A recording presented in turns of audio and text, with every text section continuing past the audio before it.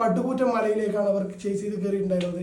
അപ്പോൾ തന്നെ ഏകദേശം കാര്യങ്ങളൊക്കെ എല്ലാവർക്കും മനസ്സിലായിട്ടുണ്ടാവും. അതായത് നമ്മുടെ RCB ഒരു വലിയ മാർജിനിൽ വിജയിക്കാൻ പോകുന്നു എന്നുള്ള ഒരു ഓളം ഉണ്ടായിട്ടുണ്ട്. അപ്പോൾ അതിനുശേഷം സെക്കൻഡ് ഇന്നിംഗ്സ് സ്റ്റാർട്ട് ചെയ്യുകയും നമ്മുടെ സഞ്ജു പതിവ് പോലെ കളിച്ചു. സഞ്ജുവിനൊന്നും പറഞ്ഞിട്ട് കാര്യമില്ല. കാരണം എന്ന് വെച്ച് കഴിഞ്ഞാൽ ഈ ഒരു 250 റൺസ് എന്ന് പറയുന്ന ആ ഒരു കൂറ്റൻ റൺമല കയറണമെങ്കിൽ അതായത് സ്ലോ ചെയ്ത് കളിച്ചിട്ടോ അല്ലെങ്കിൽ ആങ്കറിങ് ചെയ്ത് കളിച്ചിട്ടൊന്നും കാര്യമില്ല. വരുക അടിക്കുക പോവുക, ഈ ഒറ്റ ഒരു ഇന്നിങ്സ് തന്നെയാണ് അവരും കളിച്ചിട്ടുള്ളത്. പക്ഷെ അവർക്ക് എന്താണെന്ന് വെച്ച് കഴിഞ്ഞാൽ 7 അയലത്തെത്താൻ പറ്റിയില്ല എന്ന് പറയാം. 200 റൺസൊക്കെ എത്തി, പക്ഷെ അതൊന്നും മതിയായിരുന്നില്ല ഇന്നലത്തെ മത്സരം വിജയിക്കാൻ. ഇപ്പോൾ ഏതായാലും എനിക്ക് തോന്നുന്നത് അതായത് RCB അതായത് സംബന്ധിച്ച് ഈ ഒരു ടീമിൽ അതായത് നമ്മളെപ്പോഴും വിഷമിപ്പിക്കുന്ന ഒരു കാര്യം എന്ന് വെച്ച് കഴിഞ്ഞാൽ നമ്മുടെ ജേക്കബ് ബദൽ ഇപ്പോഴും അത് സബ്സ്റ്റിറ്റ്യൂട്ട് ഫീൽഡറായിട്ടാണ് ഗ്രൗണ്ടിൽ ഇറങ്ങുന്നത്. കാരണം നമുക്ക് അതായത് എല്ലാ പ്രാവശ്യവും ഒരു ആവറേജ് ബോളിങ്ങോ അല്ലെങ്കിൽ ആവറേജ് ബാറ്റിംഗ് കൊണ്ട് ഇറങ്ങുന്ന RCB അല്ല ഇപ്പോൾ കഴിഞ്ഞ 2 വർഷമായിട്ട് നമ്മൾ കണ്ടുകൊണ്ടിരിക്കുന്നത്. അതിൻ്റെ റിസൾട്ടും ഒരു ഇമ്പാക്റ്റും അവർ ഉണ്ടായിക്കൊണ്ടിരിക്കുന്നുണ്ട്.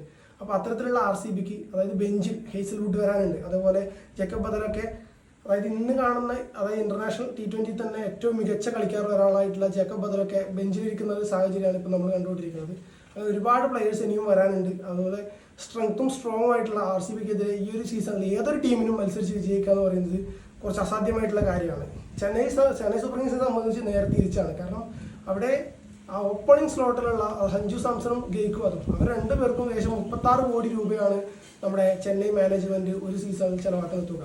അത്ര വലിയ തുക ചിലവാക്കിയിട്ടും ലോവർ ഓർഡറിൽ വരെ കളിക്കുന്ന പ്ലെയേഴ്സൊക്കെ അതായത് അടിച്ചു തകർക്കുന്ന ഈ ഒരു സീസണിൽ നമ്മുടെ ഓപ്പണിങ്ങിൽ കാര്യമായിട്ടുള്ള ഒരു എന്താ പറയുക ഒരു റൺസ് കണ്ടെത്താൻ ഇവർക്ക് രണ്ടാക്കും ഈ 3 മത്സരത്തിൽ സാധിച്ചിട്ടില്ല.